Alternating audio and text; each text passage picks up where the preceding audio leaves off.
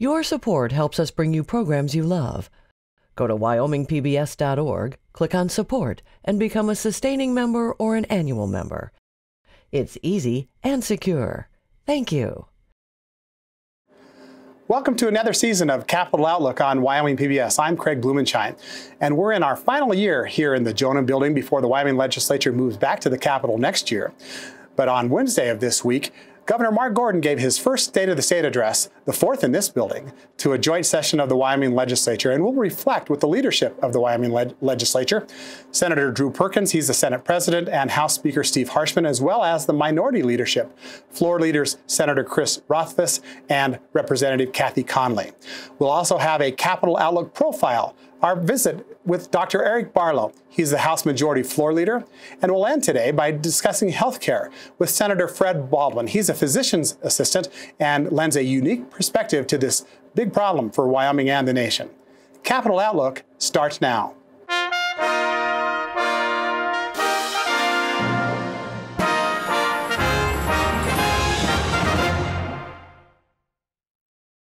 This program is supported in part by a grant from the BNSF Railway Foundation, dedicated to improving the general welfare and quality of life in communities throughout the BNSF Railway service area. Proud to support Wyoming PBS. And in part by the Wyoming Public Television Endowment and viewers like you. It's our pleasure to be joined by the leadership of the Wyoming Legislature. Speaker of the House, Steve Harshman, and President of the Senate, Drew Perkins. Welcome to both of you. Well, thank you. Thanks for having us, Greg. You're sure welcome. Mr. Speaker, let me start with you because this is now a repeat. This is round two as Speaker. I want to know, why was it important for you to serve as Speaker for another session? Yeah, I think I was never really looking for this job, you know, the first time actually, and really members have approached me over time and encouraged me to do that. I think we've, you know, it's like anything. I think life will go on. You know, that's what I tell my football kids. If I die of a heart attack, we're still going to kick off on 7 o'clock on Friday. And I think the institution obviously is way more important than any one member's service. And so, but I think members encouraged me to and wanted me to do it, frankly. And that's what you're there for, really, is a service thing to members. And so that's really why. And I think the opportunity to work with President Perkins, and I think was really important. And I think we're right in the middle, really, of solving some major issues for our state. And we've done a tremendous amount of work. The 64th Legislature has made tremendous headway on this $1 billion deficit, and look forward to kind of finishing that and solving some of these issues for our people. President Perkins, you've served in the legislature since 2007, and all that entire time in the Senate, and of course have been in leadership for the last few years. You gave a very touching speech, and you talked about your mother's history in the Wyoming legislature. In fact, our viewers are looking now at a composite photo that you've had of House members that you've brought over to the Senate. Yes, you know, as we went to the leadership, as I went up to leadership, I've always felt close to my mother. She passed away about 9 years ago, and she suffered for Alzheimer's for about 13 years before she passed away. And as long as she remembered her family, she remembered the legislature. I get choked up about this, but it was very important to her. It's important to the family. You all have some very challenging issues in front of you. You also listened to Governor Gordon's State of the State speech on Wednesday. I want to ask for your reflections, Mr. Speaker. Well, at first, I'm really appreciative of Governor Mead's service as we transition to a new governor, and I think Governor Gordon is pretty unique in that he's been around a lot of these issues. I mean, a member of the State Loan Investment Board and the business, all those things that that as a 5 elected, he's part of. So he knows all the issues, how government really has worked. So I think he has the opportunity to avoid all that steep learning curve. I just sense a real air of optimism, you know, and I think he's really extended a hand to the legislative branch to work to try to solve some of these problems. We'll certainly have differences. That's the way our system's set up. But I think he's really a person interested in the details and the policy, and wants to really roll up his sleeves and go to work with us. Mr. President, what was your takeaway from Governor Gordon's State of the State address? I thought it was a very good address for his very first time. It was general, outlining some very broad concepts and pretty short on specifics. But what would you expect? He's been the governor for, he gave his inauguration the day before, so it was inaugurated the day before, so, or Monday, I guess it was, and so he's got to have a few days to get his feet under him. But Speaker Harshman and I reached out to Governor Gordon shortly after the election and expressed to him our desire to work with him and on our intent that if we could all work together, that we said we wanted to make him the best governor in Wyoming's history, and we hope we can do that. The governor talked about it in his address. He said that Wyoming's challenge is to set the state on a sustainable fiscal path. What do you believe that means? I think the sustainable fiscal path is something that we recognize that we've got to do a couple things differently. It doesn't necessarily mean that right now we're going out and raising a bunch of revenue, but I think what it means is looking and analyzing where our revenue sources are, recognizing that most of what we have in place has been in place for decades. The economy of the United States, the world, and even Wyoming has changed, and we need to be able to change with that. And so we've got to find a way to broaden that, so when one sector expands or a new sector develops, that there's a way that they pay their fair share moving forward. You've talked about not raising more money, but raising money differently on the revenue side. Expand on what you mean about that. Well, it's not, it's getting tight, but we have revenue sufficient for our needs right now.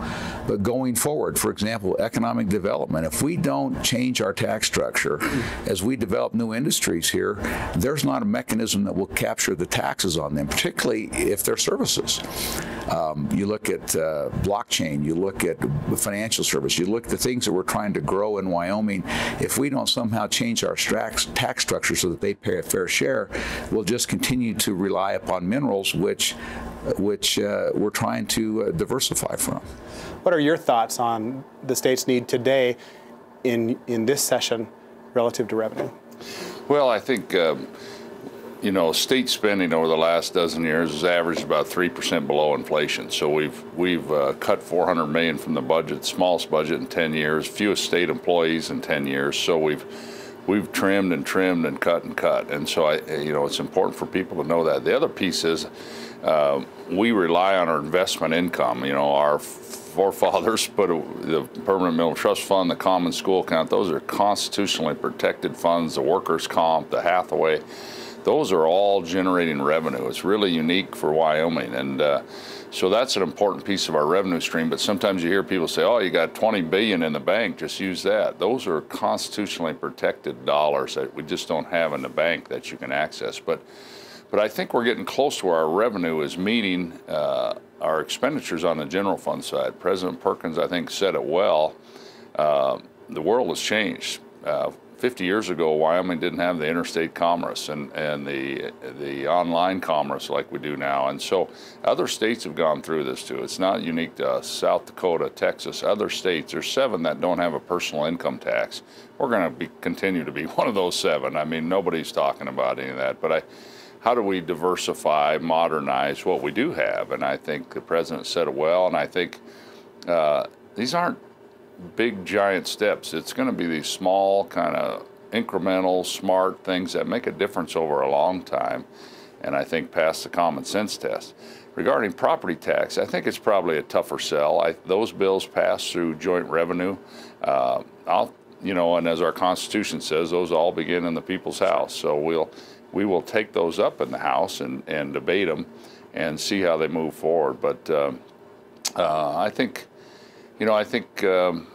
again, I think measured steps, and I think we can really set the course to. I think all of us, and I see members already. I'm talking to them. I can see they're not sleeping. I mean, and folks who do this job, and I think folks at home, I think, can be rest assured. I mean, you got a group of 90 people that care a lot, and we certainly don't all agree, but I think folks, just like their predecessors in the 1800s and the early part of the 1900s and so on, they lost sleep. They worry about these things. They think about it. I mean, there's a certain group of us who are checking the price of oil and natural gas every day and how it affects state revenue, and it's always on your mind and you're always watching. And And so are we going to have those same kind of issues that keep you awake at night? Absolutely. But I think it's, you alluded to it, and I've tried to, sometimes it's easy. We get working on this stuff and we're looking down all the time. And I think at times you got to think, how is this going to play out 20, 30 years from now? Why was it important for the Management Council to strip out the anti-discrimination language from your policy? And what message is Wyoming's legislature sending as it discusses this tough issue about anti-discrimination laws?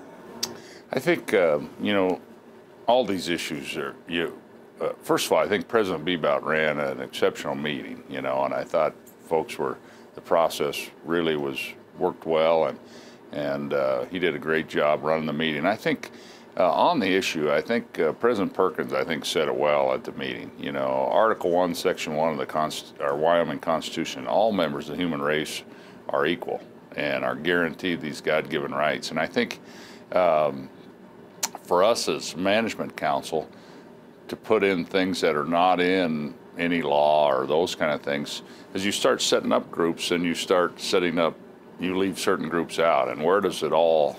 And I think the bottom line, for Wyoming people is, I was born and raised in this state. I see it as a live and let live state and a freedom state, and so I think that's the deal. That's the message, for people around the country is Wyoming is a wonderful place for all people, and to come here and set up shop and live your dreams. Mr. President, Representative Connolly will counter a little bit later in the program, saying this has impacted Wyoming's ability to expand economically, that it has impacted people's decisions to live here. Do you see it that way? No, I don't. And I think that we're going to struggle as long as people talk about, if there's a disagreement about those types of things, that results in hate speech, or that. I don't think that's productive. While people do what they do for their own reasons, I can tell you that as we look, going back not only to the provision of the Constitution that Speaker Harshman referred to, but I think it's Article 1, Section 16 talks about in Wyoming that we will not discriminate based on race, gender, religion, or any other circumstance or condition. And so when we went and looked at that, at the language, we had some members that were unhappy with the fact that it was in there, some were delighted that it was in there. But at the end of the day, what we have, I believe, is abroad. It says we will not discriminate. And as the legislature, two things. One, it's not a law. It was an internal policy. And in fact, I was a little bit surprised that we were discussing it in a public debate, because an internal employment policy of the legislature, it's not a statute, it's not a regulation. And as the Wyoming legislature, we represent everybody, whether you're gay, straight, whether you're Christian or Jew, whatever you are, atheist or devotee. We're not going to discriminate against anybody, and we're not going to look for it. We're not going to tolerate it in the employment practices of the LSO. Finally, as we wrap up our discussion here this morning, just briefly, what are the plans today for the new Capitol? There's some discussion maybe about some committee meetings or a special session in July as the Capitol becomes open and then accessible to the public. Have you guys made any firm decisions? What are you talking about, Mr. Speaker?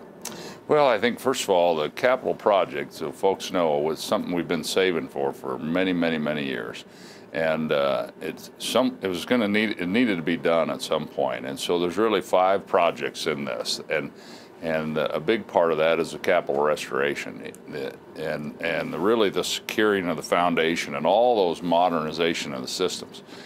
Scheduled to open in July, on Statehood Day, July 10th. I think the President and I are still working with the executive, but we'd like to open it in a special way with have some work done on those day or two, open it up to the public, obviously, and all the representatives and all the people of Wyoming. And you think back when that was built on the prairie, there's not a tree in Cheyenne, on these massive sandstone blocks laid in the ground, and one of 10 with a golden dome and finished in cherry wood, which was the most lavish, interior of the time. And I think for us to preserve that, one of the most historic kind of places really in America, the first government in the world to grant women's suffrage, was debated and granted in there. And preserve that legacy. That'll go on, you know, beyond all our lifetimes for our grandchildren, certainly. And so it's going to be a one-time event in our state's history.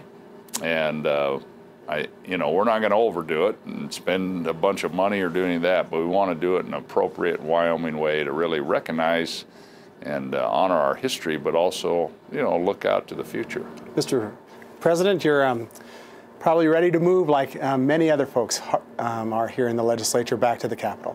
I believe so. I believe that the import of what we do and the way in which we conduct it is affected by being in this office building with no windows and no natural light.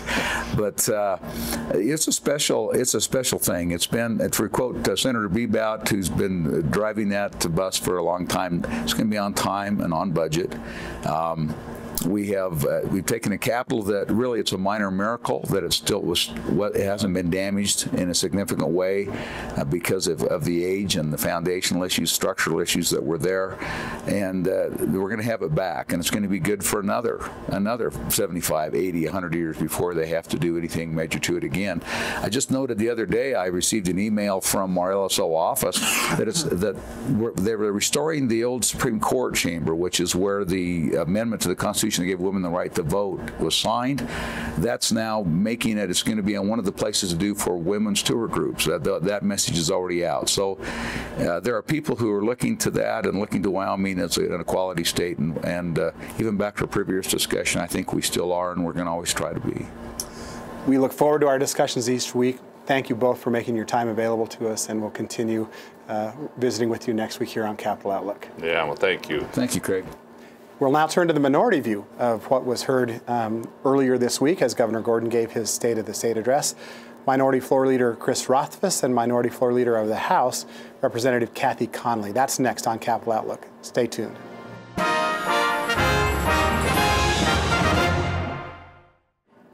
As we come back to Capitol Outlook, it's our privilege now to be joined by the minority leaders of the Wyoming Legislature, Senator Chris Rothfuss and Representative Cathy Connolly, both minority floor leaders for their respective bodies. Welcome to you both. Thank you. Thank you. Good to see you again. Great to see you both. You both on Wednesday had a chance to hear Governor Gordon give his first State of the State address. We've reflected on it with the majority leadership, and I want to ask you initially, what are your thoughts? Senator, I'll start with you. Well, I thought that his vision, the overall objectives that he presented were common objectives that we share in the minority, and this is something that isn't surprising. Governor Gordon's been a friend for years. We worked well together when he was treasurer of the state, and so I was expecting certainly a common vision, and I was happy to hear that. There were some areas where I would like a lot more detail. I would like to understand what policies will be presented to provide the solutions to the problems that he outlined. But it is great to know that we're kind of on a common page with the governor when it comes to what we want to see in the future of Wyoming. And briefly, Representative, before I get to you, do you think that he left the playbook open to allow the legislature maybe to have a little more crafting of solutions rather than backing anyone into a corner right out of the gate? Well, it's hard when you come in, obviously. The election was a short time ago, and all of a sudden you've got to do your first State of the State. So being specific is not necessarily something that we would expect. And there is a lot of flexibility for the legislature. Now, whether or not we as the legislature rise to that challenge, that remains to be seen. And we'll talk more about that in just a moment. Representative Connolly? What was your reflection? So, similar. I too have had a good relationship with Governor Gordon and was kind of really interested to see what he laid out for us. And there's virtually nothing that I disagreed with. However, I did see a couple of areas where I wanted to be writing down, how do we get there? And so he talked, for example, about issues regarding kind of suicide, substance abuse, kind of moral injury is what he dubbed it, PTSD. He talked about partnerships with community organizations, which I think is wonderful. However, we have to step up as a state. I mean, he knows as well as the rest of us that we cut money for those services over the past 5 years, and we really can't just say we need to kind of be lean and mean without recognizing that those things cost money. And he certainly did kind of enhance or emphasize the importance of community programs, maybe over state involvement for some of these issues, and it'll be interesting to see how that plays out going forward. Can you both articulate to me what it means to be a Democrat in the Wyoming legislature and perhaps what your priorities might be Senator? Absolutely. First and foremost, we're the minority party. We're the loyal opposition party. It's our responsibility to make sure that we're raising issues that aren't otherwise being raised, identifying potential flaws or faults or challenges. With, chinks, as you call it yesterday. Chinks, exactly, in the policies that are being presented by the majority party, and making sure that we're shining a light on potential future problems. This is not, at least in the way that we proceed, not necessarily seen as objectionable. It's part of the process. You need to find what the limits of the policy are, what the potential unintended consequences of a policy are, and try to optimize it and make it the best policy available. And that's what we bring, certainly first and foremost, to the legislature, as well as different views. We look at things from the perspective of what's good for the people of Wyoming first and foremost. That's what we're always looking at, and that isn't always the key or focal point of the discussion. So we'll be sure to make that the case. You know, I found it interesting that that's exactly how you led your remarks to the Senate, that you're both in this for the best interest of the state, and where you might differ in how we might get there. Representative Connolly. Yeah, absolutely. You know, our job is to work with the majority party and to craft the best possible policy that we can. You know, but we also are the ones, I think, that take the risk to articulate some of our most complicated problems and then to suggest solutions.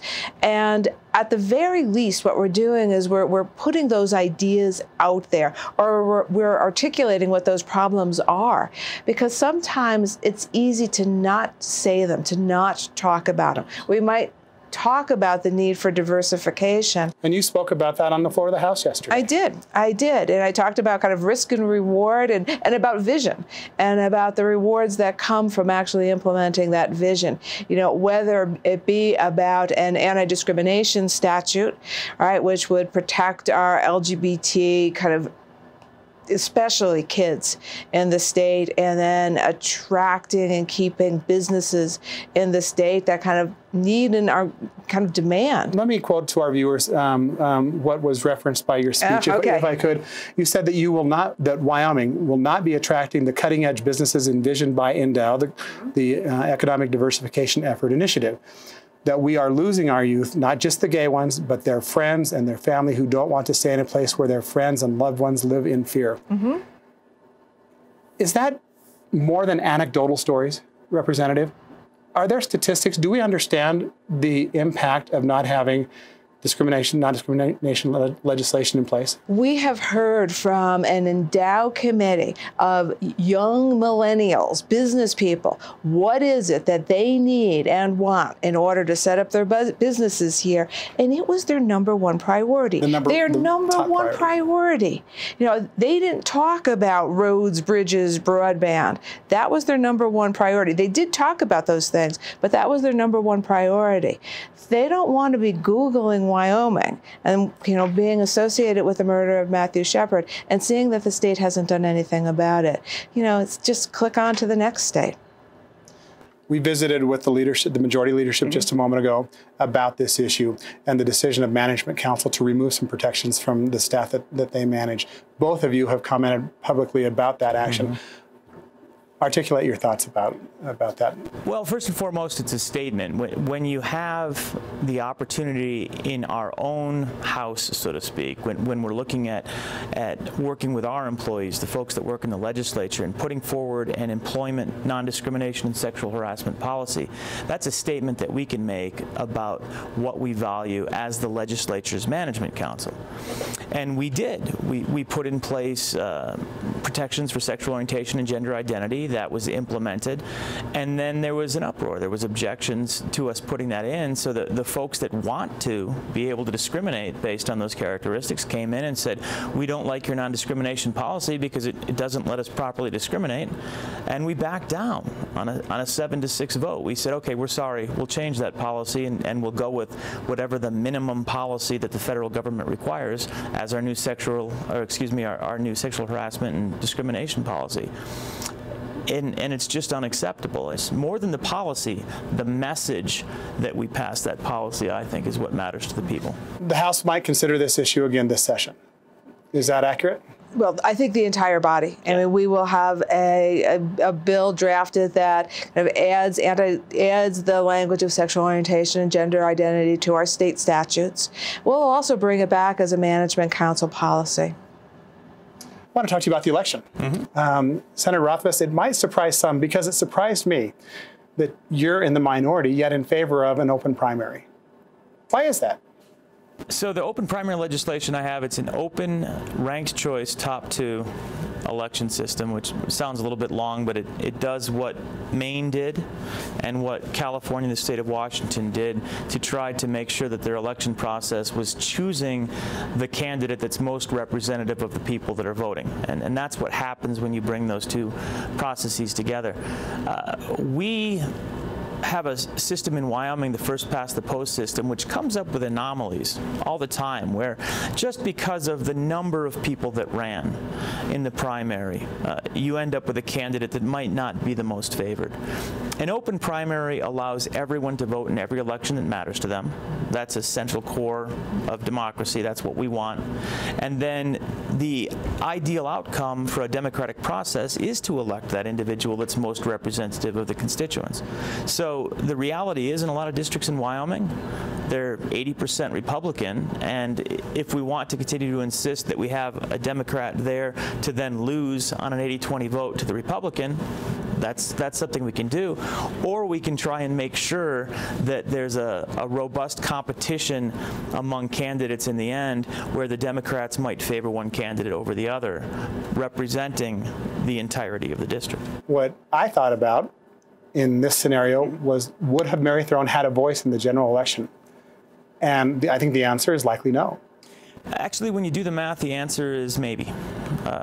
If you play through based on the way it goes, because when you look in the general election, there were about 70 votes for Governor Gordon to about 30 votes for former Representative Throne, and you need to get greater than 33% of the votes to advance to the general election the way the legislation is crafted. So Mary was right there. She might have made it, she might not have, she might have ended up being the third. But again, the reality is you're trying to optimize through the election for the candidate that's most representative. And the primary election right now, we go to our polar corners and we preach to our choirs and we polarize for several months, and then in the general election we come back and we try and tack backwards. When you have an open primary, that's not what happens. Everybody comes to the table. You're pitching to the independents, to the Democrats, to the Republicans, and you're trying to build a broad consensus. So when we see polarization in politics right now, it has to do with our closed partisan primary system. If we open the primary, I believe we'll move towards building consensus, having people listen to each other more, and not just looking to these polar extremes. And that's what we've seen in other states that have adopted similar policies. I think that'll be an interesting discussion as it moves forward here. Representative Connolly, the governor said on Wednesday that the state of the state is strong. Do you agree with that? I do. I do agree with it in terms of kind of our revenue streams, our sovereign wealth.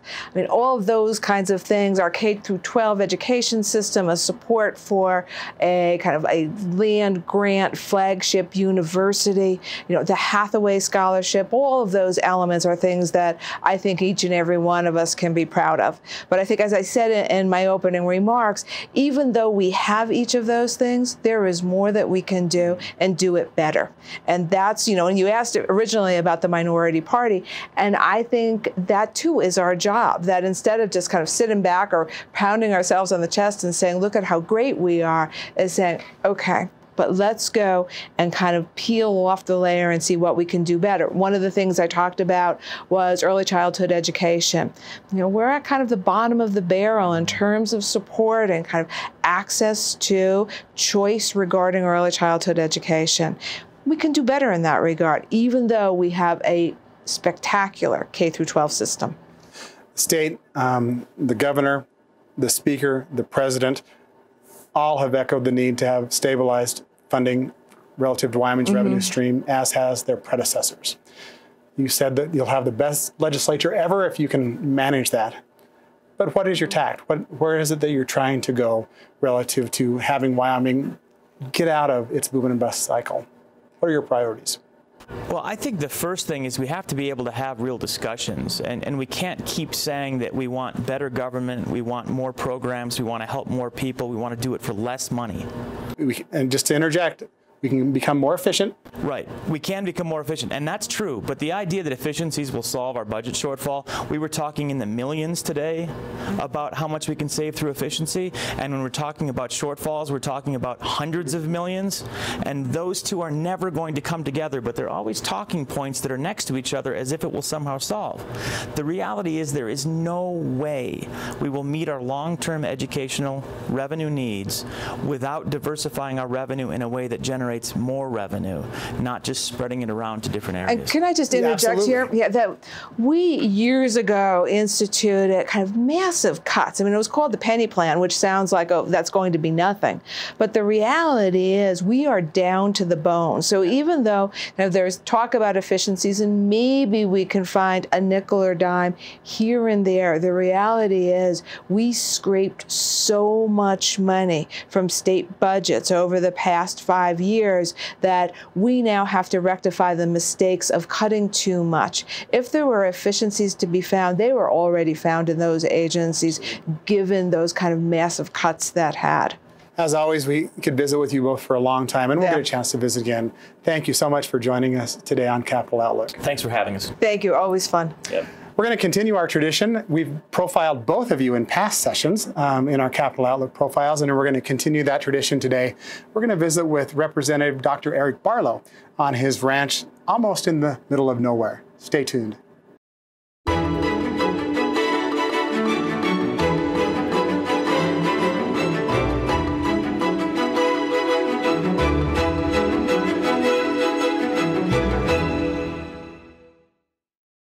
And it's our pleasure now to be joined on this Capital Outlook profile with Representative Eric Barlow. Dr. Barlow, welcome. Good morning. We're here at your childhood home. Describe for our viewers where we're at. So you're on on Dead Horse Creek in Campbell County, southwestern Campbell County. And I grew up here with my two sisters. My dad grew up here before I did. My grandfather grew up across the ridge to the north, and my great-grandfather came here and grandmother came here in the late 1800s. So I guess there's been Barlows in this country for quite a while. It's a beautiful, quiet place. You were telling me earlier, and I want to tell our viewers, you grew up without television. That's right. You rented movies at the library for the big treat on Friday night and 16mm films. That's right. What did you do when you were a child? Well, I guess we worked a lot. We actually did a lot. We had a lot of chores, big garden. My mother and father both liked to garden, so we had a big garden just actually behind the camera where the camera is. And it was low next to the creek, so it always frosted early. So when school was starting, we were harvesting garden. That was part of the deal. We did, in the summer, I would ride looking at cattle, checking water, moving bulls, building fence. We didn't do 4-H, didn't do FFA. We basically stayed on the ranch and worked that's what we did. Now, as we got older in school, to be fair, my folks let us do activities. So we did some sports and we did music and theater and things like that. But that was, old when we were older, 9th, 10th and on. So. And you went to school in Gillette? In Gillette, yeah. We rode the bus, got the bus at the interstate, rode the bus, and people hear about, how was it back then different than now? Of course, you can talk about seat belts and things. But when I was in 9th and 10th grade and I wrestled, the bus would literally, coming back from, wrestling meet somewhere, they'd literally drop me at the interstate. And if someone wasn't there to pick me up, I'd walk home. Part of the workout? It might be 10 o'clock at night, dark, but I'd walk home in the winter. Now, if it was a blizzard, they obviously didn't let me off. But, sure. But there was several nights that I walked home, and people would say, "Are you kidding me? It's 5 miles." Yeah, but I knew the short way. We are. Well, maybe that cut off a mile or two, but we're quite a ways away from. Yeah, there's about 5 miles from the interstate. Yeah. After high school, you actually went to school in Texas for a little while. Well, after high school, I actually served in the military. And then worked overseas for a year, and then went to Texas Christian for a year, did work some more, and then Colorado State, where I completed my veterinary degree. And your interest in the veterinary sciences came from how you were raised? Was there a decision along the way? Or? No, actually, the interest didn't come from how I was raised. Wow. The interest came from wanting an occupation to make a living, so that and be close to agriculture. It didn't. So it wasn't because I thought I had any particular propensity to be a good veterinarian because I was raised on a ranch. It was because I was interested in having a good occupation that I was marketable anywhere, and maybe have the opportunity to come back to the ranch. And it worked out that I was able to come back to the ranch in time. And but I wasn't one of those folks, and I meet a lot of them. I have a lot of people that approach, oh, my daughter or son, or I've been wanting to be a veterinarian all my life, and what do I got to do, and et cetera. And I didn't do that. I was 27 years old, and I said, I got to get an occupation, and veterinary school seems like it'll fit that bill, and I'm going to go do that. So. You met your wife in junior high? Yep, Kelly and I are 9th grade sweethearts. Doesn't mean we've been continual sweethearts since then. A lot of things happen in life, but yeah, her family moved here in the coal boom days in the early 80s. Lived in Wright before Wright was actually an incorporated town. It was still a company town. And she was bused to Gillette. Wright did not have a junior high at that time, so they were bused to Gillette. And yeah, we met at Twin Spruce Junior High, and then just stayed in touch after she moved back to Mississippi, and stayed in touch. And years later, we're married and have 2 wonderful children. And anyway, life you and your goes on. wife both. You live here. You're somewhat isolated, but you're so involved in your community.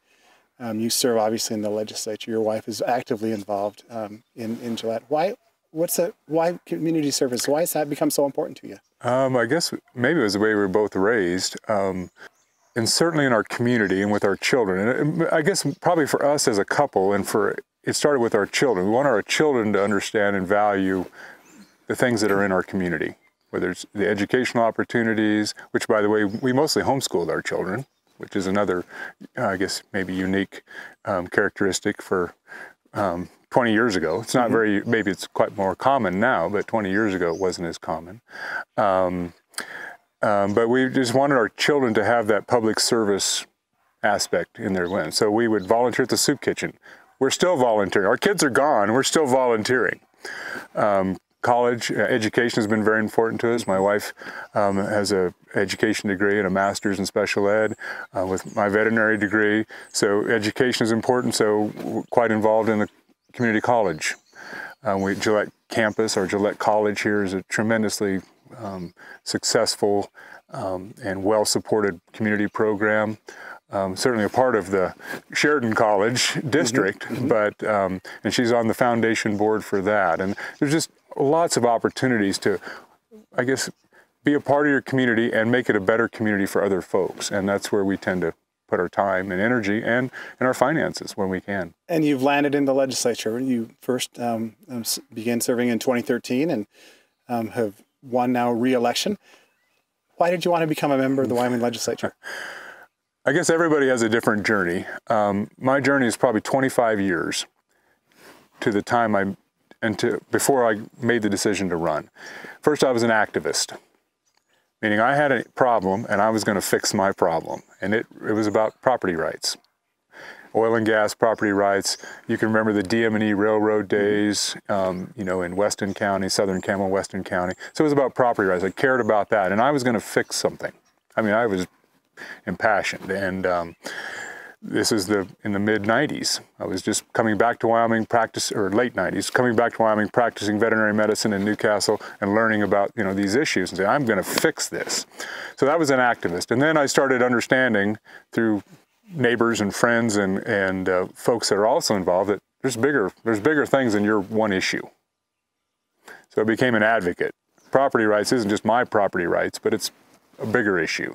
And how does that interact with our state budget when it comes to oil and gas development? And how does that? So you become an advocate. You become broader. It's bigger than my issue. It's how do you impact other people's issues, and how do you maybe come up with solutions? And then I guess you get to a point, and this probably occurred for me in the early 2000s when the coal bed methane was, booming here, and I'd been an activist. Then I was, kind of trying to flesh out what being involved was, then you just have to be more involved. You have to volunteer to be on boards. You have to volunteer to be part of working groups to deal with, water discharge issues or things like that. You're becoming what I consider citizen. Mm-hmm. You're actually engaging in the processes, whether it's with the federal government, the BLM, in the case here with the energy development, or with local government, the county commissioners and the role they may play in some of this development. And then you get to a place where I want to affect actually how things happen. And I want to be part of the policy making. And you get choices. You get choices, county commissioner, be on a board or a commission. And so because I was in agriculture and I was practicing as a veterinarian at the time, I kind of decided, well, I'm going to start in where I'm most comfortable, and that was agriculture. So I applied to be on the Wyoming Livestock Board and was appointed. And served 6 years, which is a term on the livestock board, and learned a lot. Learned a lot about the government process, executive branch, engaged with the legislative process. Obviously, that was right after the livestock board had some challenges with funding, not having enough funding, and so there was a lot of things to learn. But you still weren't in a policy making process. You were an administrator, you were an executive branch type thing. And I said, well, what's the next level? And the next level for me was Wyoming Legislature, to kind of, I guess, get to the level where you actually were having an influence on the policies that, affect people's lives and affect industries and affect, the opportunities we have. You made this comment when you were running for re-election. You said, I believe I'm becoming more adept at representing our community in the best interests of Wyoming. My goal continues to be legislative solutions that are purposeful, practical, and fiscally responsible. Has that been an evolving process for you on how to represent?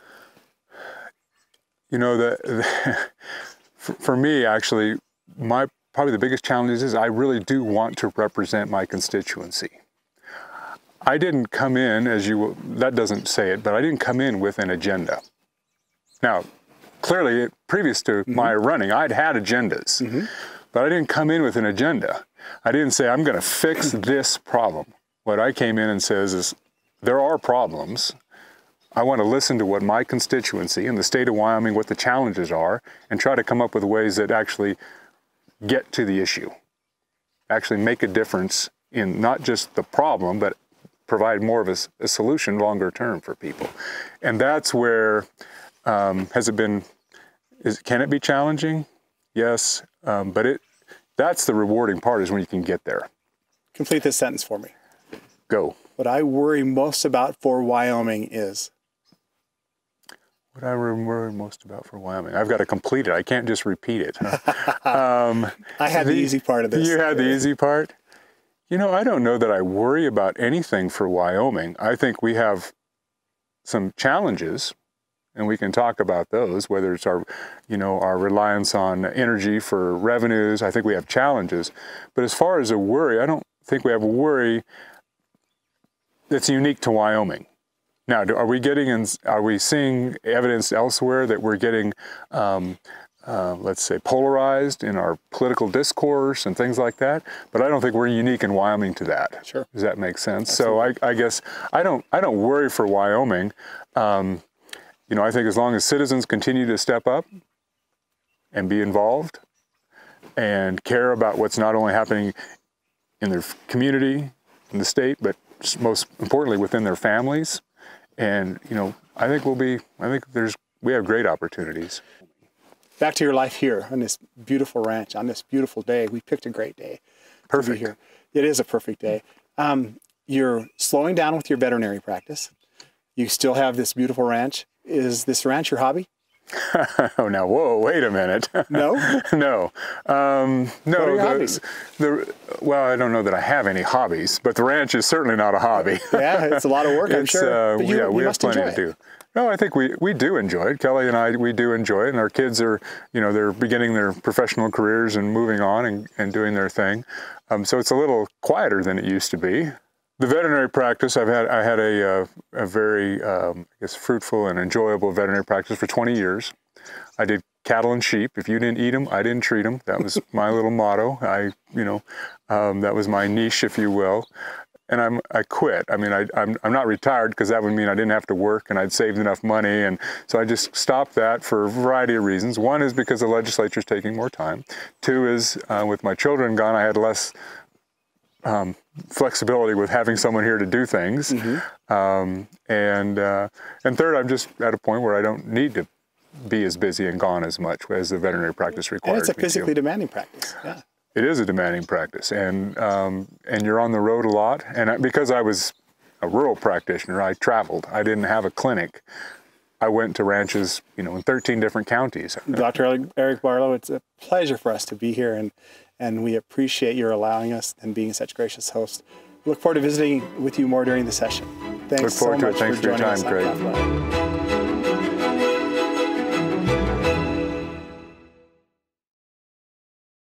And as we conclude our first week of Capitol Outlook here in the Jonah Business Building, we're pleased to be joined by Senator Fred Baldwin, a physician's assistant from Kemmerer. Senator, welcome. Thank you, Craig. We wanted to visit with you because there are looming issues relative to health care, issues that this legislature will deal with, and you're one of the only practicing healthcare professional, if you will, a physician's assistant, and we thought that you'd be able to give us some insight into maybe what the governor has called for in his State of the State address, a Wyoming-based solution to healthcare issues. What does that mean to you, first of all? Yeah, we're in a moment of crisis. We're at a moment of change, and I've discussed before. It's a new era with the ruling from Texas about the ACA. Certainly, there's going to have to be some changes. I don't know what the Wyoming way is yet. But I think in the way that Wyoming forms things, normally we do things our own way. We don't necessarily follow another state, be that Utah or Colorado. We take some ideas from other states, but ultimately I think we end up doing our own thing. Now, we've got some ideas out there this year. There's some bills and some Senate files out there that are prepared to perhaps start addressing that. But I think it means that we're going to do it the Wyoming way. We have a small population. We have to do things uniquely here. We can't do what some of the states with more urban, citizenship can do. Is Wyoming going to always struggle being a rural-based economy, providing health care to all of its citizens in areas different than Casper and Cheyenne and maybe 2 or 3 other areas in Wyoming? I think we're going to struggle to a point because even with those largest areas, which I still consider rural, Casper, Cheyenne, Rock Springs, Gillette, et cetera, they're far removed from all the other rural areas of the state. So even if one of those larger areas, just use Casper an example, has a lot of programs, and they do. They have the neurologist, they have the cardiologist, but that's not necessarily close to Casper or to Kemmerer or to anywhere else in the rural Wyoming. So I think we're always going to struggle to a point. I think there's some solutions out there, like partnering with some of the edge communities like Billings to the north, Salt Lake to the west. Maybe some of our solutions, telemedicine, is certainly possibly one of the solutions, although I will tell you that telemedicine was the future 5 years ago or 10 years ago, and it may kind of pass us by. Technology has moved beyond, a little bit beyond, and it's sort of like your cell phone. If you buy a cell phone this year, next year it's outdated. And I think telemedicine is one of those things. It's not necessarily state of the art right now. I think some of it is, but I think it's going to move so fast that by the time we get around to it, that there may be something more. So I think it's going to be key to us to stay on that cutting edge and find out what that is to help us more. It's interesting you talk about telemedicine because the governor also talked about that briefly. Governor Meade has talked about that briefly in relationship to Wyoming and its broadband infrastructure, how important that might be. And we're going to explore, I'll tell our viewers, in a Wyoming Chronicle in March, telemedicine in Wyoming and its state, so it'll be nice to explore that a little more deeply. Senator, what can this legislature do to do 2 things that I think every viewer who is watching this program now wants an answer about? What can this legislature do to make premiums cheaper? And what can this legislature do to make health care accessible? What's on your plate? Health care accessible, and we'll talk about that a lot. And I know that the President of the Senate has talked about that. President Perkins mentioned specifically in his remarks about the crossover between different professions, be that PAs, be that nurse practitioners, be it physicians, be it whatever. There's a lot of crossover. Right now we're discussing optometrists and ophthalmologists. We need to make so it's effective, so all those professions can work together to provide areas like Du Bois, Wyoming. people don't want to move. The physicians don't want to move to Opal, Wyoming, or to the small communities. With using all those different professions, perhaps we can make it accessible to all the state. And that's going to be a big push. Is there legislation that can help with that? To some points, yeah, and making those professions all able to practice to the full extent of their training. And I use the example of midwives. There's a bill out there about midwives this year, making them able to be reimbursed for midwife services, which right now are not. Through Medicaid, we want to bring that in, which will make that more available. And I think that includes all the other professions, not just doctors, not just PAs, but across the board. I think there's a lot of services that can be better integrated, better use all their training. The optometrists are another good example. They have training that they're not using. If we can make that more available, then there'll be more eye care available. And I think that's across all of the mental health, as well as medical. I think that's important. Right now, all those folks aren't able to practice to the full extent of their training, and I think that'll be part of it. And yes, there is some legislation out there addressing those very things. And what does that do about cost of services, cost of insurance? Those are the things I think that are on everyone's mind. And cost of insurance, if it wasn't on your mind, it should be. It means you live in a black hole somewhere and don't know what's going on. Or maybe you just don't have it. A lot of people have foregone. A lot of people with the ACA didn't get insurance. They preferred to pay the penalty because the cost of the insurance was so high. It was cheaper to not have insurance, pay the penalty, and take a chance. And so there's a lot of those folks out there, young families. I think of young agricultural families. I talk to a lot in my practice that just didn't get insurance. But the cost of insurance, as you well know, is just skyrocketed. The cost of co-pays, the cost of all those costs, including that cost that you pay out initially, is just skyrocketed, and not very many people can afford it. I think of part of integrating all those professions in and making healthcare more available should make it cheaper. It's certainly cheaper to be treated in whatever small community. If you can be treated at home rather than travel 100 or 200 miles to get treatment. We focus in Kemmer trying to treat people in Kemmer rather than send them to Salt Lake for a procedure. It's not always possible, but ideally that's better. It's cheaper for the family. It's cheaper for the patient. Ideally, that's what we're looking for, is being able to provide health care closer to home and not be so far away. Goes on to the next thought that I had. During the interim, you hear these issues on Labor, Health, and Social Services Committee, of which you serve on. The testimony you heard from the, I believe it was the chairman of the Wyoming Medical Center, who said two things. He said Wyoming residents will die due to lack of local care, causing delays in receiving time-sensitive care. And he also said that the increased loss of patients to out-of-state providers takes a significant portion of our economy over the border from Wyoming. How big of an issue is, especially the last one, of people going out of state to be treated, but do they really have a choice? And I just came away from a conversation with a hospital administrator about that very topic. That's something that the study is going to identify. And this is a study with Senate File 67. Yes, sir. A hospital cost study. And that's going to study that to some extent. Now, I don't know that any of us know the full extent. I guess I wouldn't agree with lives being lost because of that.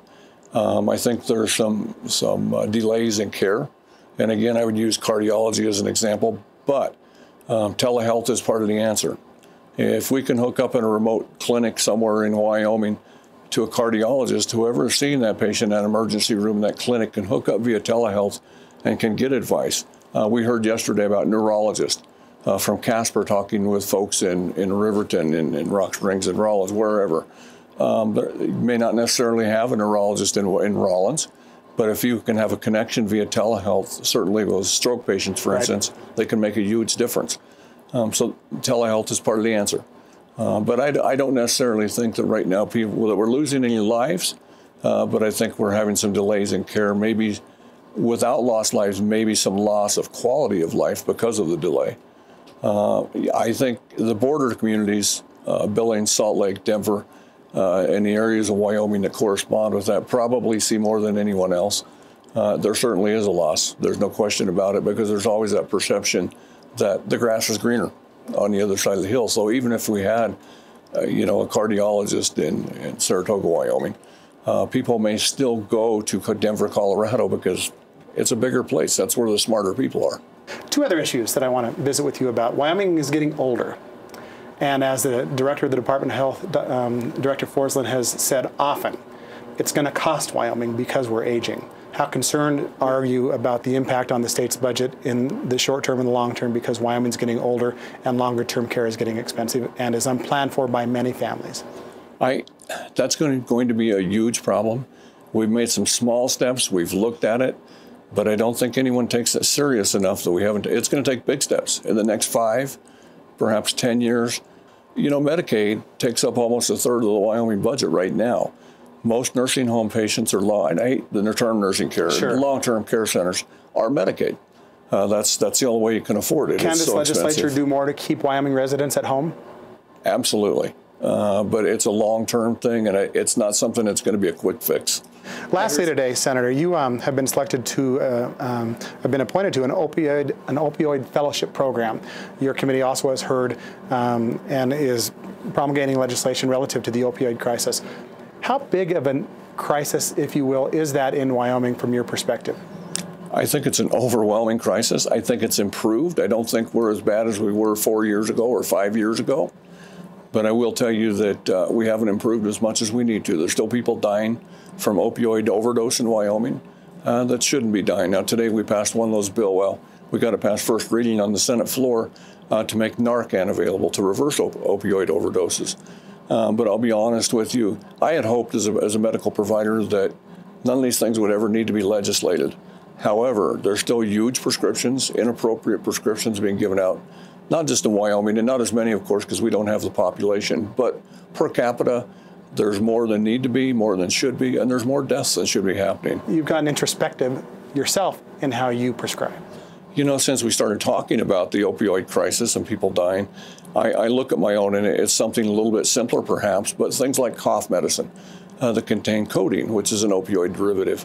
I found that perhaps at times I was prescribing too much, so when I prescribe now, I prescribe much less than I did 4 years ago or 5 years ago. And it's not that they don't need it as much, it's just that I was perhaps over-prescribing. So I find myself prescribing less, looking more at how long are they going to need it, and being more conservative. And I think across the board, as the spotlight is shown on the opioids, that more providers, more healthcare providers and prescribers have done that very thing. They're prescribing less. Unfortunately, there's those that aren't. And that's what's creating the problem. And Senator Baldwin, it's been wonderful having you on Capital Outlook, and we look forward to visiting with you some more. Thank you very much. I appreciate it. Thank you for joining us. And that's a wrap now for week 1 of Capital Outlook here in Cheyenne. Next week, I'll tell our viewers that we'll be excited to meet the new auditor of the state of Wyoming, Auditor Racines, and we'll look forward to visiting with her along with the leadership, and we'll have other topics to cover as well. Thank you so much for joining us on Capital Outlook, and we look forward to seeing you next week.